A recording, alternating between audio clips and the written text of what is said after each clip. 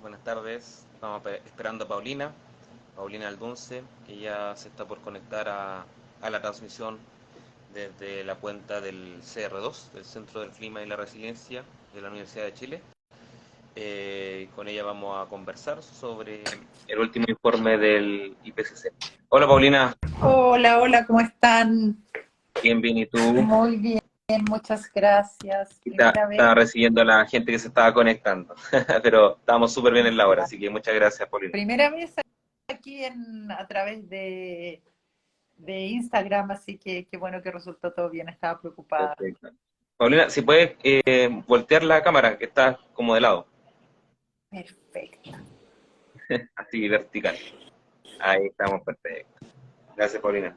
Sí, primera vez me decía de Instagram Live, es una buena plataforma porque así podemos ir interactuando también con la gente que puede dejar sus preguntas, sus comentarios y en un tema súper tan relevante que de informar como es el tema del cambio climático y este último informe del IPCC. Así que bueno, ya se está conectando mucha gente y yo a la gente que ya se conectó voy a hacer una breve presentación de Paulina para que la conozcan, sus credenciales. Bueno, Paulina Aldunce, doctora en Ciencias Sociales y Gestión de Recursos Naturales de la Universidad de Melbourne, Australia. Sus áreas de especialización son la dimensión social e institucional en la gestión de desastres y el cambio climático, con énfasis en la adaptación y transformación y gestión local.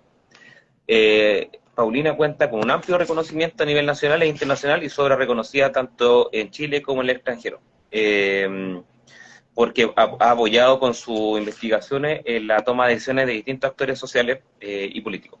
Además, Paulina, como señalaba en un principio, es investigadora del del Clima y la Resiliencia de la Universidad de Chile, de ahí investigadora Paulina, y porque una de las razones, además de todas estas credenciales que estamos leyendo, es porque Paulina hace ya un tiempo y también en el último informe del IPCC ha sido autora y la única autora chilena, además, que también eso nos llena de orgullo. Así que del IPCC, del informe sobre el cambio climático, el IPCC, un organismo dependiente de la ONU. Así que eso, Paulina, buenas tardes, te doy la bienvenida ahora ya formalmente. Y, y antes de entrar en materia, porque tenemos varias preguntas y obviamente la gente también las puede dejar, quería saber un poco más de esta actuación que tú ya vienes realizando con el IPCC, o el informe del IPCC hace ya bastante tiempo. ¿Desde cuándo estás participando y cuál es tu labor específica en la elaboración de estos informes?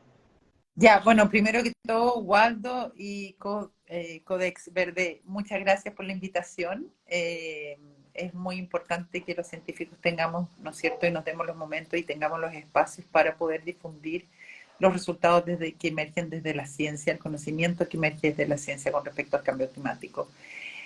Bueno, yo me integré al IPCC en el año 2009, hace tiempo atrás ya, harto tiempo, en uno de sus reportes especiales, que es el de eventos extremos, que salió publicado el año 2012. Ese Ya. fue parte de uno de los reportes especiales del quinto ciclo. Luego también participé en el grupo 2, que es el grupo de adaptación, vulnerabilidad e impactos del quinto ciclo. Y también en este sexto ciclo, también entonces participé en el grupo 2 de trabajo, que es el que recién mencioné. Y también participé del resúmenes para tomadores de decisiones de ese grupo, el informe técnico de ese grupo, del grupo 2, pero además el IPCC me solicitó que pudiese participar como una de las autoras líderes del reporte de síntesis. Y el reporte de síntesis, bueno, el IPCC, para quienes no saben, el panel intergubernamental de cambio climático de las Naciones Unidas y de la Organización Mundial de Meteorología, trabaja en ciclos, ¿ya? En ciclos. Y cada cierta cantidad de años hay un nuevo ciclo y en este nuevo ciclo se hacen al menos los tres reportes de los tres grupos de trabajo. Uno que es la ciencia del clima, dos que es la impactos, vulnerabilidad y adaptación, y tres que es mitigación, reducción de gases de efecto invernadero. Pero además este sexto ciclo tenía tres reportes especiales. Entonces de lo que vamos a hablar hoy día es del reporte de síntesis, que lo que hace es integrar, no es un copiar y pegar, es integrar los 6 reportes de este ciclo, ¿ya? Entonces, el síntesis report, el reporte de síntesis, disculpen, no es un reporte que genere nuevos conocimientos desde la ciencia, sino que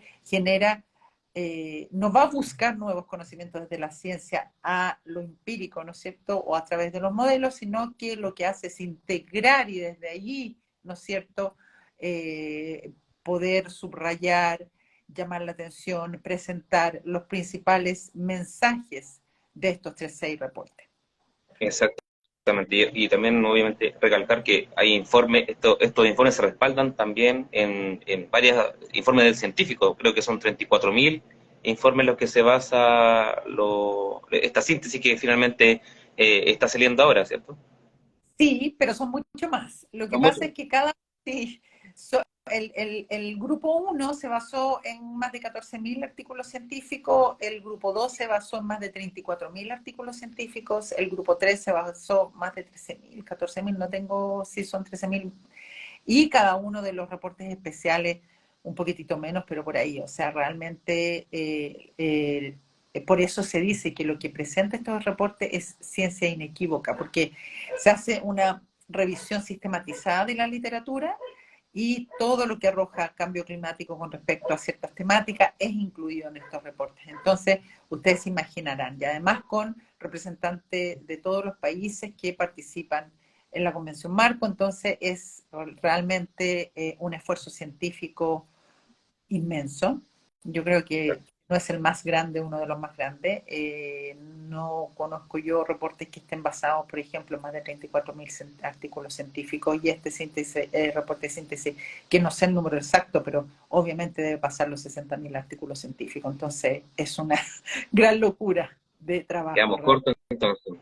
Oye, Paulina, bueno, hablando de síntesis, bueno, el sexto informe de síntesis de la evaluación del IPCC dice algo muy claro y que quizá es algo que ya se ha ido repitiendo el último año, pero dice algo muy claro y aquí lo subrayé, que para aminorar, o sea, porque el efecto del cambio climático los vamos a ver, lo estamos viendo, lo vamos a vivir sin duda, pero para llegar o la meta finalmente es que no pasemos el umbral del 1.5 grados Celsius, desde la era preindustrial, es que tenemos que reducir las emisiones de gases de efecto invernadero en un 43% de aquí al 2030 y en un 60% de aquí al 2035. Ya ese sería como la meta en sí. ¿Ya? Esa es la síntesis o el dato duro si uno quiere recoger. Y como decía Paulina, esto ya es una cifra más o menos que quizás se ha ido manteniendo. Y la gente quizás en su casa se preguntará, bueno, la meta está clara, ¿qué nos falta? O sea, ¿cuál es la traba finalmente? Si un tema de enfoques, si un tema de velocidades, un tema de tecnología a escala. ¿Cómo lo ves tú, Paulina, este tema? ¿Cuál es finalmente el problemita que está pasando y por qué la comunidad científica está tan urgida, obviamente la sociedad también, de que esto finalmente está difícil de que se pueda cumplir? Bueno, definitivamente estamos cortos en ambición, a todo nivel, en todos los sectores, a todos los niveles administrativos, a nivel nacional y subnacional, a nivel internacional, eh, y estamos cortos de ambición. Y cuando yo hablo de que estamos cortos de ambición, digamos, va por varios lados, va por es que estamos cortos de ambición en la temporalidad, no estamos siendo suficientemente rápidos, ni para la reducción de gases de efecto invernadero, ni para la adaptación. Lo que estamos prometiendo no es suficiente. Lo que hemos prometido no lo estamos cumpliendo. Y falta voluntad a todo nivel, voluntad política, falta que las personas, ¿no es cierto?, tomen conciencia, no solo los tomadores de decisiones, sino que todas las personas. Entonces, la verdad es que falta financiamiento, falta cooperación internacional, faltan varios ingredientes, la verdad, para poder llegar a ese, no sobrepasar el 1,5. Por lo tanto, es muy, muy probable, casi a ciencia cierta, que lo vamos a superar en el corto plazo, corto y mediano plazo. Claro. Bueno, hablando del tema de la ambición, Paulina, eh, ¿cuánto ha pesado? Bueno, siempre en el mundo han pasado cosas y sería quizá un equivoco que quizás centrarlo solamente ahí, pero desde el 2015 que fue este acuerdo histórico, que el Acuerdo de París, y que de ahí salieron estas metas de reducción de emisiones de efecto invernadero, de compromiso, como tú bien lo decías, de los países, ¿qué tanto afectó? Te voy a poner 3 puntos, no sé, la pandemia y asociado a la recesión económica, la elección, bueno, eso fue después, la elección primero de Donald Trump como un enemigo, entre comillas, de la ambición climática, porque hay obviamente también uno de los mayores generadores de emisiones de efecto invernadero y países que realmente puede ser, como Estados Unidos, que se haya retrocedido con esta administración al menos 4 años. Y lo último, lo que está más reciente, la guerra entre Rusia y Ucrania, que al menos hasta el año pasado tenía muy nervioso a toda la comunidad europea, sobre todo de este lado del mundo, sobre una eventual guerra contra Rusia. ¿Cómo estas noticias, estas cosas que van quizás paralelas al tema, van impactando en la ambición climática, en los compromisos de los grandes gobernantes? Porque quizás lo que más vende, al menos por ejemplo en Rusia, es que continuar la guerra contra Ucrania y recuperar la zona. No está la meta quizá o los ojos puestos, por ejemplo, en lo que podría comprometer ese gran país con respecto a mitigar el cambio climático. ¿Cómo afectan este tipo de cosas? Afectan tremendamente, pero también hay que entender, o sea, sí, la respuesta es sí, afectan y afectan muchísimo, obviamente. Tanto, bueno, obviamente un país que está en guerra tiene prioridades urgentes, ¿no es cierto? No es porque el cambio climático no sea urgente, pero bueno, no quisiera entrar en algo tan doloroso como eso, ¿no es cierto? Pero hay que entender que también el cambio climático es un problema complejo. El cambio climático se combina con muchas otras cosas. El cambio climático se combina con muchos otros factores que hacen que aumente el cambio climático, pero que también se potencien los impactos, ¿ya? Y eso hay que tenerlo muy en cuenta. O sea, por ejemplo, el efecto de la disminución del recurso hídrico debido al cambio climático. No es solo culpa del cambio climático la disminución del recurso hídrico, sino que se combina con un uso insostenible del recurso hídrico, del agua.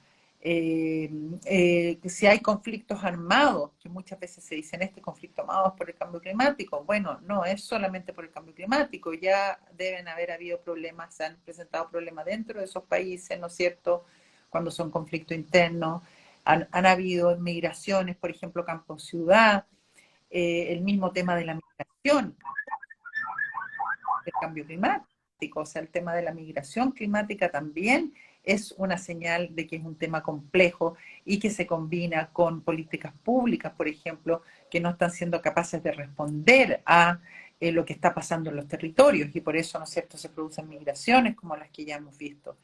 Entonces es un problema muy complejo y como tú bien dices, se combina, ¿no es cierto?, con todos estos otros factores.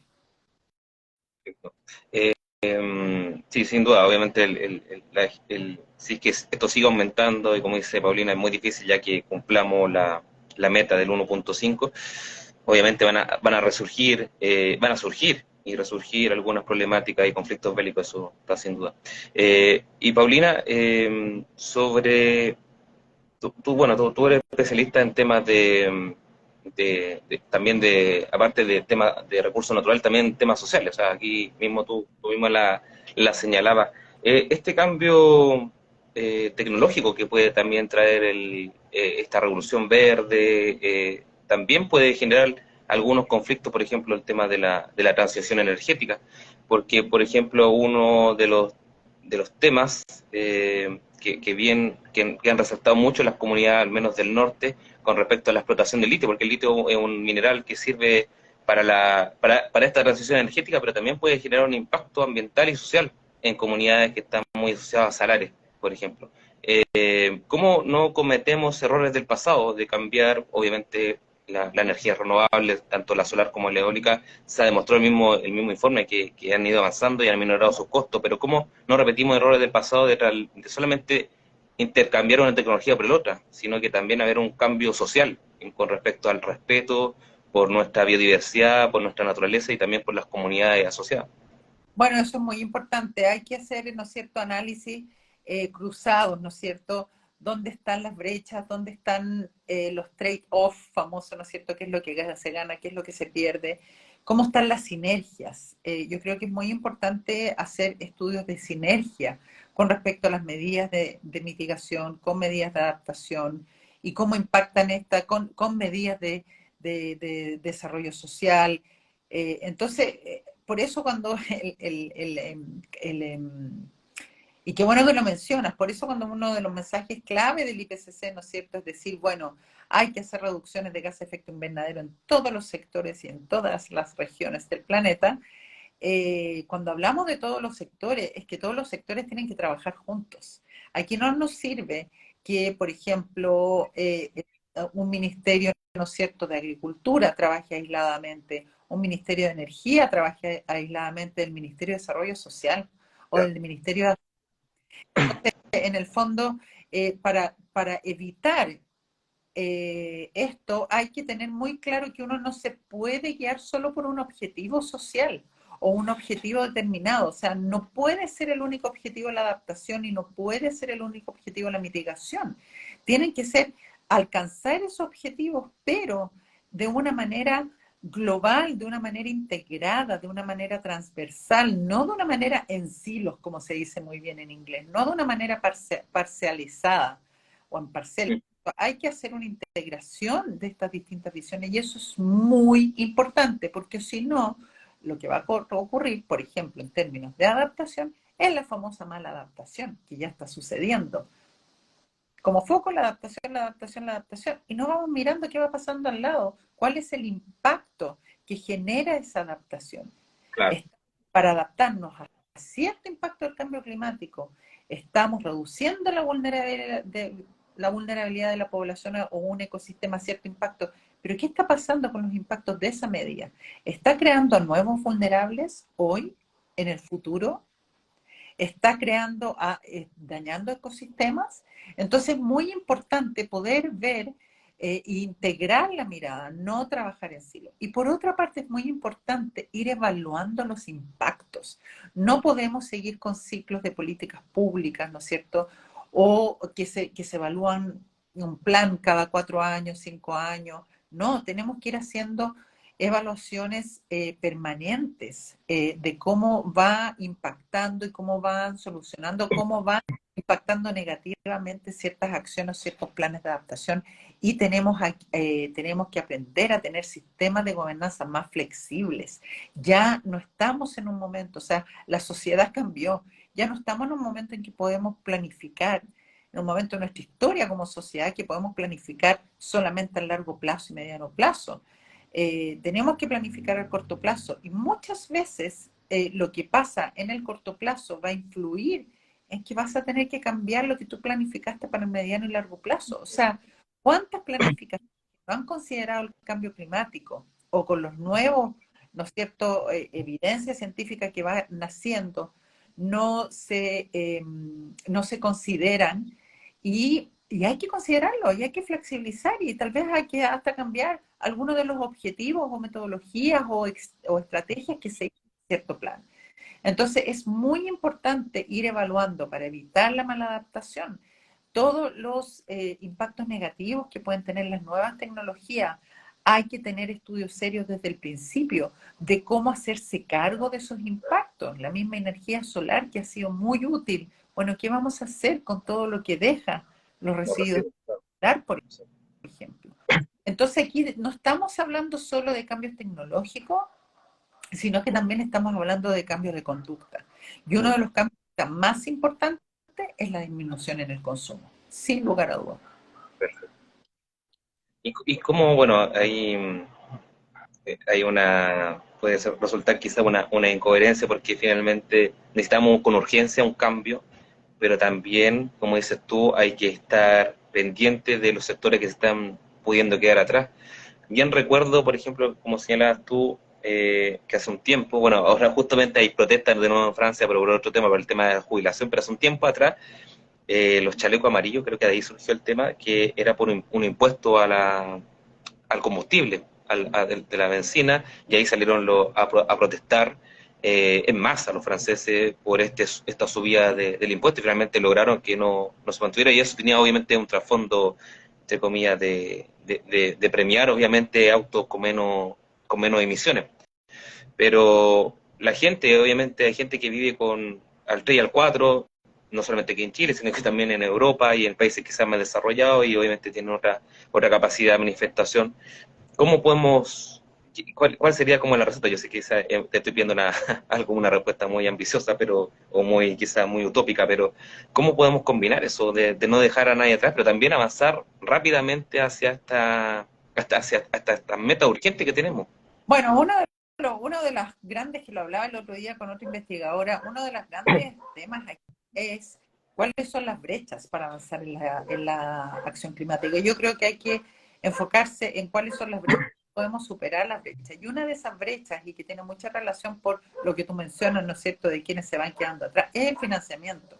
El reporte dice que hay que aumentar, no me preguntes cifras exactas, pero que hay que aumentar en general de 3 a 6 veces el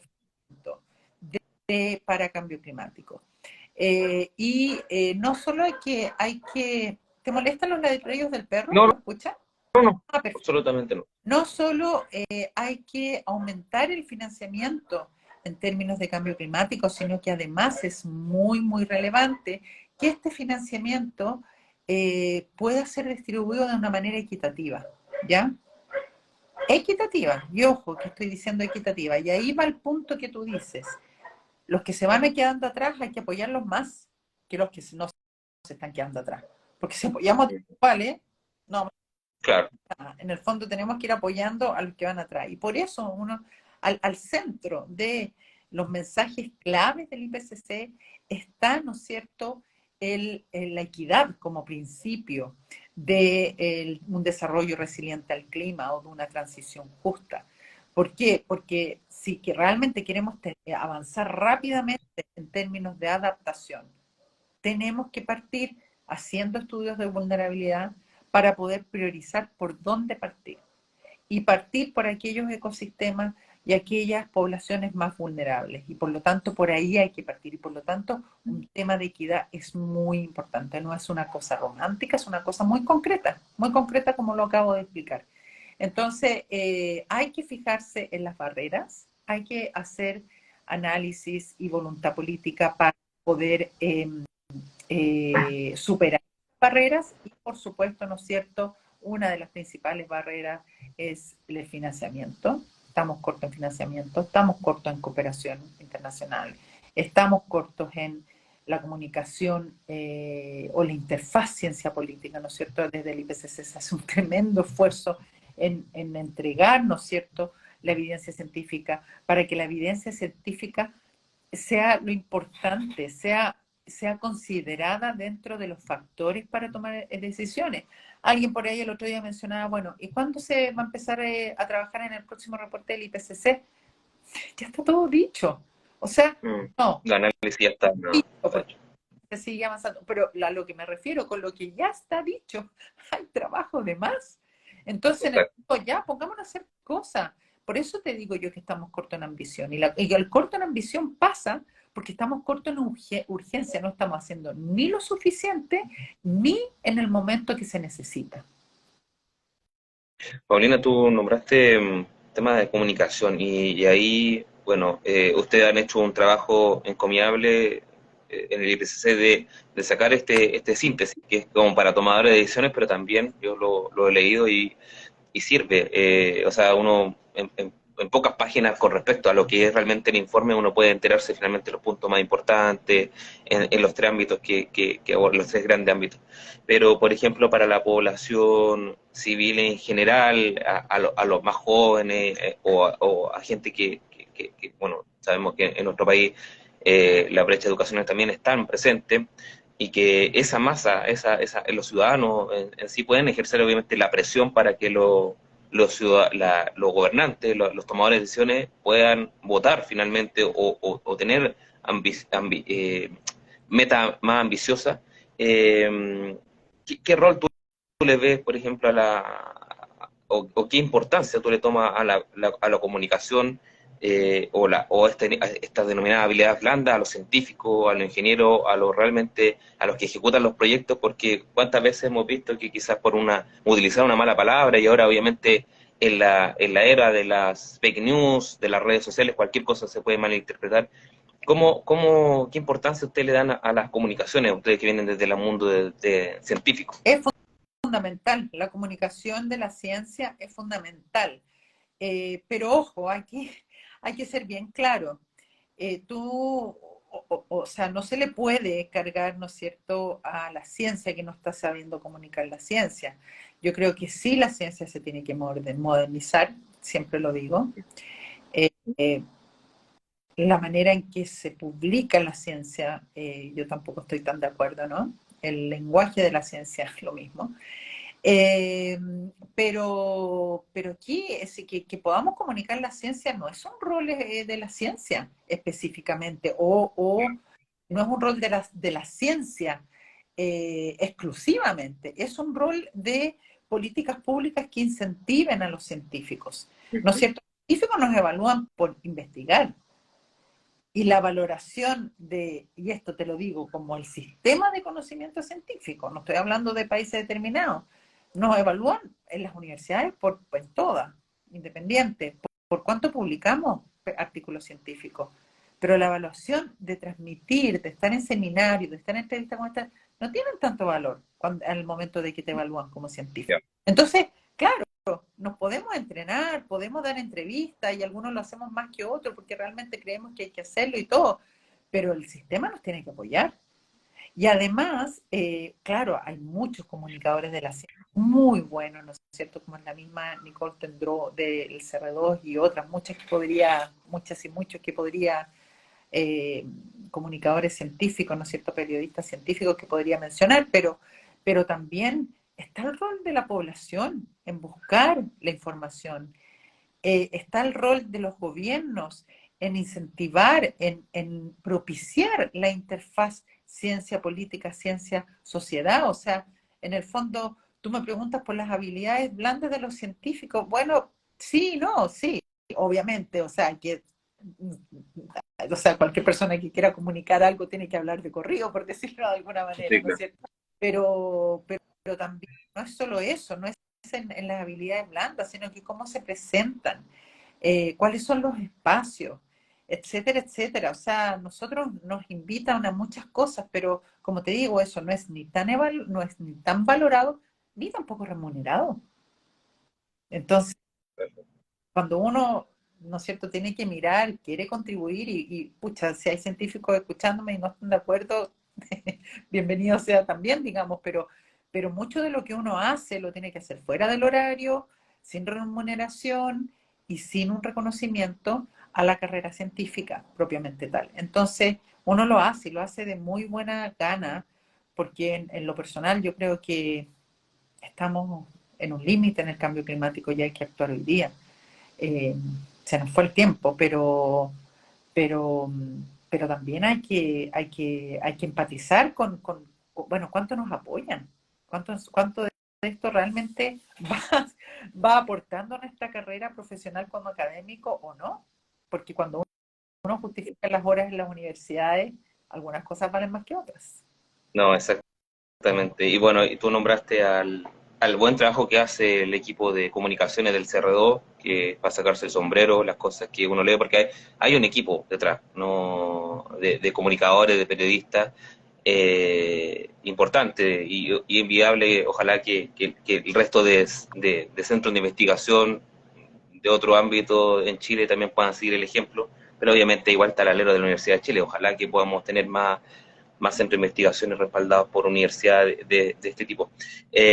Paulina, ahora, ¿sí? El CR2 está basado en la Universidad de Chile, pero son tres universidades, la Universidad de Chile, la Universidad de Concepción y la Universidad Ah, Austral. claro, tienes razón, sí. Y hay otros Bueno, centros importantes que se dedican a cosas relacionadas, como CITRIS, por ejemplo, que es el programa de reducción de riesgo y desastre de la Universidad de Chile, centro.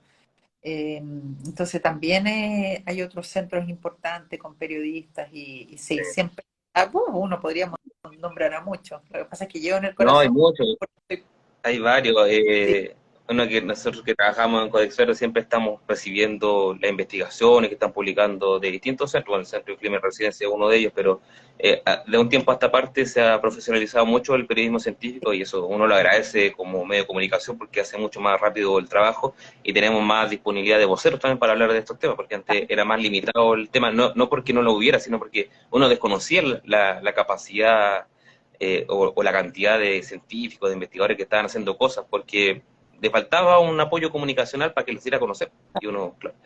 Así que muy felicitaciones a la gente del Cerro y de la Universidad de Chile y de las universidades que están asociadas al Cerro. Paulina, bueno, quería hacerte una de las últimas preguntas, ya asociado a lo que también venía lo del último informe de síntesis. ¿Qué rol juega la conservación y la preservación de la biodiversidad para combatir la crisis climática y, bueno, lo bien denominadas soluciones basadas en la naturaleza? Hoy día justamente estaba leyendo no alcancé a leer la entrevista completa, pero una de las cuñas que me quedó de la nueva ministra de Obras Públicas, que decía algo bien llamativo para el sector, que ya no era necesario, obviamente, seguir construyendo embalses, porque la cantidad de lluvia que cae no lo justifica. Y si bien, y que iban a ir ellos al menos a enfocarse al menos en temas de soluciones basadas en la naturaleza. Y eso para mí que quizás es como una noticia que un Ministerio de Obras Públicas esté señalando ese tema. ¿Qué importancia finalmente está la biodiversidad y las soluciones basadas en la naturaleza para combatir la crisis climática, Pablo? Bueno, es fundamental. Las soluciones basadas en la naturaleza son fundamentales. Tenemos mucho ahí que aprender. Tenemos mucho que podemos ya implementar con lo que ya se sabe. Pero ojo, y en el fondo las soluciones basadas en la naturaleza están muy relacionadas a la protección ambiental, a la protección de los ecosistemas. ¿Por qué? Porque en el reporte también se habla que la ventana de adaptación se está cerrando muy rápidamente, ¿ya? Y de mitigación también. ¿Y a qué nos referimos con esto? Relacionado específicamente, ¿no es cierto?, a la conservación de los ecosistemas. Un ecosistema sano tiene más capacidad para entregar servicios, que a mí no me gusta mucho la palabra de servicios, pero tiene mucha más capacidad, oportunidades, ¿no es cierto?, de entregar servicios tanto para la adaptación como la mitigación, que un ecosistema que no está sano. Y un ecosistema que no está sano es un ecosistema que está impactado por el cambio climático. Entonces es una relación recíproca. Claro. Nos puede ayudar a la adaptación y a la mitigación, pero también al mismo tiempo está siendo impactado por el cambio climático. Entonces hay una doble entrada de preocupación de por qué mejorar los ecosistemas, porque nos entregan estos servicios y porque además, si no es tan sano, no lo van a poder hacer. Y el cambio climático nos impacta. Claro, totalmente lógico. Primero, cuidemos los ecosistemas para que también ellos nos ayuden, y hablamos de ecosistemas, humedales, bosques, los mismos océanos, protegerlos de la contaminación por plástico, porque obviamente un océano no contaminado no ayuda menos a la captura del CO2. Paulina, y quería finalizar ya esta entrevista, pero más o menos preguntándote a ti en lo personal, y me dijiste que desde el 2009 estás siendo partícipe de estos informes del IPCC y que cada año, imagino, cada versión, uno es peor que el otro, y cómo mantiene esa motivación por seguir participando de algo que a veces uno es como la banda de música del Titanic, como que se está hundiendo el barco y los músicos siguen tocando. ¿Cómo tú te mantienes motivada de seguir participando en estos informes? Y si eso obviamente no te trae alguna secuela, perdón, quizá la intromisión, pero algún problema de ansiedad, algún problema, también llamarlo lo de la ecoansiedad, esto ya se está tomando como un concepto más o menos en los jóvenes, pero también afecta a los que somos más mayores. Absolutamente, es difícil, es muy difícil. No solo investigo en esto, sino que doy entrevistas en esto, enseño esto, entonces muy complejo, muy complejo. La verdad es que una persona que está en esta misma entrevista, si se empieza a sentir incómodo, le empieza a dar ansiedad, se baja de la entrevista. O Claro. deja de... Uno que está en esto se despierta y se acuesta pensando y estudiando y profundizando en esto y enseñando en esto. Y es difícil, es difícil. Muchos científicos han pasado al activismo ambiental Y no te digo que no he estado tentada, pero uno también tiene que pensar un poquitito egoístamente, cómo mantienes a tu familia, ¿no es cierto? Sigues haciendo lo que te gusta hacer, pero no es fácil y también hay una tremenda responsabilidad de cómo comunicar esto, la urgencia, la gravedad, pero sin tampoco llama eh, subiendo los niveles de ansiedad. O sea, el mensaje es, estamos en esto es real, esto es importante, esto es grave. No nos paralicemos por el miedo, no nos paralicemos por la culpa, que la responsabilidad nos mueva a la acción creativa, comprometida, transformadora. Ese es el mensaje. Es el mensaje para la gente que también está en la casa. Cada acción cuenta, como se suele decir, y es verdad, sobre todo el tema de también, perdón, no fuimos. Yo te veo perfecto. Paulina, perdón, ¿me escuchó? Sí, perfecto. Ay, sí, que a mí parece que se me fue la señal. Oye, No, decía que, ¿sí? ¿cuántas ¿Ah? escuchando? Porque yo veo y veo y veo y veo gente que se conecta, impresionante. Sí, no sé, esta es una buena plataforma. Se van conectando, se van desconectando, porque obviamente la gente va en el transporte público. Justamente estamos en un día más o menos complicado, tú sabrás, porque el Día del Joven Combatiente, así que la gente se está movilizando mucho, pero agradecemos a la gente que se ha unido. Y, no, y te decía, bueno, bueno, la ecoansiedad, la ansiedad, esto, bueno, se combate muchas veces, quizá como una receta, haciendo cosas, tratando de aportar un granito de arena, ya sea desde cambiando algunos hábitos alimenticios, reciclando, pero es súper importante también por quién votamos nuestros representantes, saber bien qué estamos, por quién están, qué nos están representando en este tema. Y lo vimos bien que al menos la última presidencial, ya todos los candidatos tenían algún capítulo relacionado con medio ambiente y mitigación del cambio climático, pero siempre hay matices, obviamente. Tenemos que tener ojo con eso. Tanto hacia allá, pero a propósito de ecosistema y biodiversidad, me visita siempre un picaflor. Y ahora, mientras estaba dando esta entrevista, se ha acercado por lo menos 5 veces a mi ventana. Ya, está saludando ahí. Oye, Paulina, y finalmente va a finalizar, ¿cómo te tomó la noticia de que una colega de su centro, de la Universidad de Chile, esté ejerciendo ahora la labor del Ministerio del Medio Ambiente, que con todo lo que eso conlleva, que finalmente no es un trabajo fácil, porque imagino que la ministra Maiza, quisiera implementar tantas cosas, pero también está al lado político y tiene que transar y tiene que ver todo eso, pero ¿qué se siente que una colega de usted esté ahí representándolo en el Ministerio del Medio Ambiente, un ministerio que cada vez toma más fuerza? Te puedo dar dos opiniones al respecto, una más como desde arriba y una más cercana, ¿no? Yo creo que tener un científico en un ministerio como medio ambiente, en que es urgente que la ciencia sea considerada en la toma de decisiones, me parece muy bueno. Y específicamente una persona como Maisa, porque Maisa no solo es una científica, sino que es una persona que ha trabajado mucho por esta interfaz ciencia política, participando.